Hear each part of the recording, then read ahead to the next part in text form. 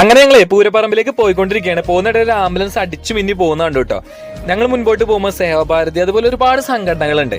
അവരൊക്കെ ഉണ്ടായതുകൊണ്ട് ഒരുപാട് ഹെൽപ്പാണ് നമ്മളെ പോലെ ആളുകൾക്ക് കിട്ടും. കാരണം വെച്ചാൽ നമുക്ക് ഭക്ഷണമാണെങ്കിൽ വെള്ളമാണെങ്കിൽ കിട്ടും. കാരണം ഇത്രയും തിരക്കിൻ്റെ ഇടയിൽ ഒരു കടയിലേക്ക് പോകാനൊന്നും പറ്റില്ല. പക്ഷെ ഇവരൊക്കെ ചെറിയ ചെറിയ രീതിയിൽ ഇടങ്ങൾ പിടിച്ച് അവിടെ ഇത്തരത്തിൽ സേവനങ്ങളൊക്കെ ചെയ്യുന്നുണ്ട്. ഒരുപാട് ഹെൽപ്പാണ്. എന്താണ് അവരോടൊക്കെ ഒരുപാട് നന്ദി അറിയിക്കുക കേട്ടോ. ഒപ്പം തന്നെ ഞങ്ങൾ പൂരപ്പറമ്പിലേക്ക് വരാൻ നമ്മളെന്ന് വെച്ചാൽ ഏറ്റവും ബാക്കിലാണ്. അതിൻ്റെ ഇടയിലൂടെ മെല്ലെ മെല്ലെ അരിച്ചരിച്ച് ഇങ്ങനെ വന്നുകൊണ്ടിരിക്കുകയാണ്. അപ്പോൾ എല്ലാവരും വീശിക്കൊണ്ടിരിക്കുക കേട്ടോ. അത്രയും ചൂടും കാര്യങ്ങളും വിങ്ങി ഇങ്ങനെ നിൽക്കുകയാണ്. അപ്പോൾ എന്ന് വെച്ച് കഴിഞ്ഞാൽ ഇതൊക്കെയാണ് നമ്മളെ പൂരം എന്ന് പറഞ്ഞു കഴിഞ്ഞാൽ വന്ന് ആസ്വദിക്കുന്ന ആൾക്കറിയാം. ഒരുപാട് എന്താ പറയുക പ്രതിസന്ധികളെ കടന്നിട്ടാണ് ഈ നിൽക്കണ പോലും പലയാളും കുഴഞ്ഞു വീഴുന്ന കണ്ടു. പല കാഴ്ചകളും കിട്ടും. പക്ഷെ എന്താ വെച്ചാൽ നമ്മുടെ ലഹരി പൂരാണ്. ഇതേ കണ്ട് നിങ്ങൾ പുതിയ തലമുറയൊക്കെ മുകളിൽ നിന്നിട്ട് ആ താളത്തിനനുസരിച്ച് കൈകൊണ്ട് ആക്ഷൻസും കാര്യങ്ങളൊക്കെ കാട്ടിക്കൊണ്ടിരിക്കുകയാണ്.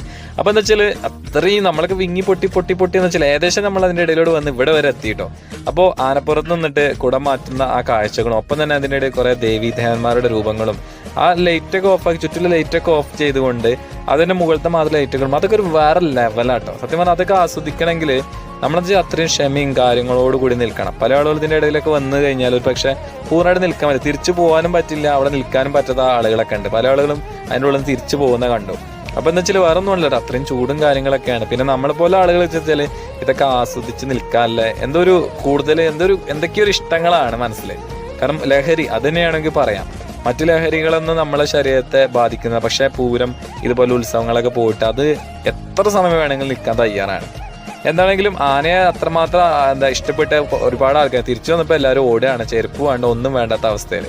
ശേഷം എന്താ വെച്ചാൽ എല്ലാം കഴിഞ്ഞതിന് ശേഷം എല്ലാവരും തിരിച്ചു പോയ സമയത്ത് അവിടെ ആനപ്പുറത്ത് കാണിച്ച ഒരുപാട് ദേവീദേവന്മാരുടെ രൂപം ഉണ്ടായിരുന്നു.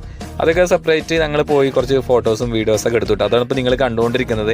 അതിൽ എനിക്ക് ഏറ്റവും ഇഷ്ടപ്പെട്ടത് ഈ മഹാവിഷ്ണു എന്ന് വെച്ചാൽ ശ്രീചക്രം നമ്മുടെ കയ്യിലിട്ടിട്ട് ഇങ്ങനെ ആ ഒരു കറക്കുന്ന സംഭവം ഉണ്ടല്ലോ, അത് ഭയങ്കരമായിട്ട് ഇഷ്ടപ്പെട്ടു കേട്ടോ. ഒപ്പം തന്നെ അതിനുശേഷം മേളം ഉണ്ടായിരുന്നു. ആ മേളത്തിൽ ഒരുപാട് ആളുകൾ അതിങ്ങനെ ഇരുന്ന് അതിനനുസരിച്ച് താളം പിടിച്ച് ചുവട് വെക്കുന്ന കാഴ്ചകളൊക്കെ ഉണ്ടല്ലോ, അതൊക്കെ അതിഗംഭീരമായിരുന്നു കേട്ടോ.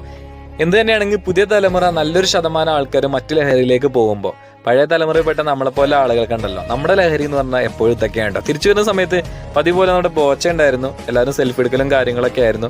ഇപ്പോൾ ഒപ്പം തന്നെ ചെണ്ടമേളക്കാരൊക്കെ തിരിച്ച് പോയിക്കൊണ്ടിരിക്കുക. അപ്പോൾ നമ്മളും തിരിച്ചു പോവുകയാണ്. ഇനി നേരെ സിനിമ കമ്പനി പോയിട്ട് ഭക്ഷണം കഴിച്ചുകൊണ്ട് നേരെ നാട്ടിലേക്ക് തിരിച്ച് പോവുകയാണ്.